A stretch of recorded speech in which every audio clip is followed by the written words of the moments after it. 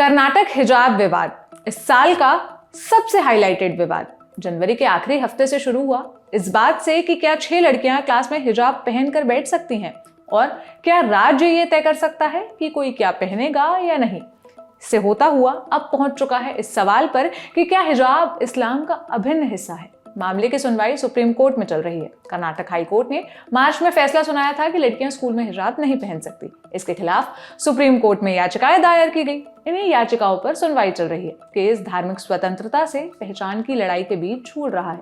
सुनवाई के दौरान अपने तर्क मजबूत करने के लिए वकील पुराने केसेस का हवाला दे रहे हैं। कॉमन प्रैक्टिस है। इसी दौरान एक केस का जिक्र आया। केस जो जुड़ा है एक नोजपिन यानी कि नाक में पहनने वाली फूली या लौंग से। एक नोजपिन जिसने दक्षिण अफ्रीका के कानून बदल दिए। इसी केस के बारे में इस वीडियो में बात होगी। नमस्ते, मेरा नाम सोनल है और आप ऑर्डिनरी देख रहे हैं। साल 2004 साउथ अफ्रीका का डरबन शहर गर्ल्स हाई स्कूल में एक भारतीय लड़की पढ़ती थी। दक्षिण भारतीय लड़की, नाम सोनाली पिल्ले। केस इसी दक्षिण अफ्रीका में पढ़ रहे दक्षिण भारतीय लड़की से जुड़ा हुआ है। बसंत की छुट्टियों के बाद सोनाली वापस अपने स्कूल गई। सब वैसा ही था, बस एक बदलाव था।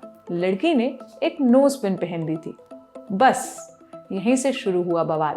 स्कूल प्रशासन ने कहा कि नोज पिन ड्रेस कोड का हिस्सा नहीं है, इसलिए वो इसे नहीं पहन सकती।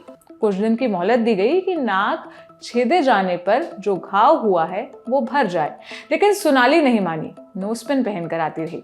फिर स्कूल ने सोनाली की मां से कहा कि वो अपनी बेटी को मना करे। मां की भी नहीं मानी।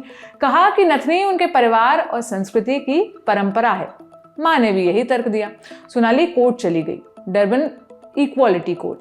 वहां की कचहरी मान लीजिए दावा किया कि स्कूल उनके साथ भेदभाव कर रहा है। सोनाली की मां नवनीतम पिल्लई ने मजिस्ट्रेट को बताया कि नाक की नथनी हिंदू धर्म के अनुसार आभूषण नहीं है, बल्कि जब एक लड़की प्यूबर्टी तक पहुंच जाती है तो पारिवारिक परंपरा और सांस्कृतिक प्रथा के तहत उसे ये नथनी पहनाई जाती है। इसके जवाब में स्कूल के प्रिंसिपल एनी मार्टिन ने कहा कि स्कूल का कोड इस बात पर स्पष्ट है कि पियर्सिंग यूनिफॉर्म का हिस्सा नहीं है और विशेषज्ञों की राय यह है कि नथनी धर्म पर नहीं संस्कृति पर आधारित है। इक्वालिटी कोर्ट ने स्कूल के तर्क को सही माना और कहा कि ये कोई भेदभाव नहीं है और यूनिफॉर्म का पालन होना चाहिए। वहां भी यही होता है। कोर्ट के बाद कोर्ट, तारीख पर तारीख। मामला गया क्वाज़ुलु नतल हाई कोर्ट और 5 अक्टूबर 2007 को हाई कोर्ट ने जो लोअर कोर्ट का फैसला था उसको पलट दिया। सोनाली के पक्ष में फैसला सुनाया और माना कि स्कूल प्रशासन का प्रतिबंध भेदभावपूर्ण था। मुख्य न्यायाधीश ने फैसले में कहा कि आभूषण पहनने पर रोक लगाने में भेदभाव की संभावना है, क्योंकि ये पढ़ने वालों के कुछ समूहों को अपनी धार्मिक और सांस्कृतिक पहचान को स्वतंत्र तौर पर व्यक्त करने की इजाजत देता है, वहीं दूसरों को उस अधिकार से वंचित करता है। अदालत ने निष्कर्ष निकाला कि पिल्लई के खिलाफ स्कूल की कार्रवाई अनुचित थी।